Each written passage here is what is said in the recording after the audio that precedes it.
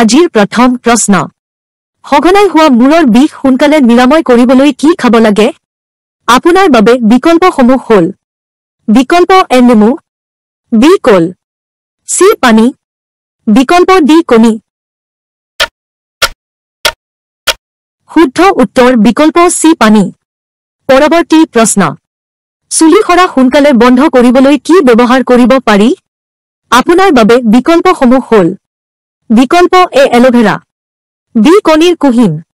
সি নাৰিকল তেল ডি সকলোবোৰ শুদ্ধ উত্তৰটো হ'ল বিকল্প ডি সকলোবোৰ পৰৱৰ্তী প্ৰশ্ন মানুহৰ শৰীৰত প্ৰতি ছেকেণ্ডত কিমানটা কোষৰ মৃত্যু হয় আপোনাৰ বাবে বিকল্পসমূহ হ'ল বিকল্প এ 15,000ৰ পৰা 30,000লৈ বি 30,000ৰ পৰা 50,000লৈ সি 10,000ৰ পৰা 50,000লৈ বিকল্প ডি 10,000ৰ পৰা 40,000লৈ শুদ্ধ উত্তৰ বিকল্প সি 10,000ৰ পৰা 50,000লৈ শেষ প্ৰশ্ন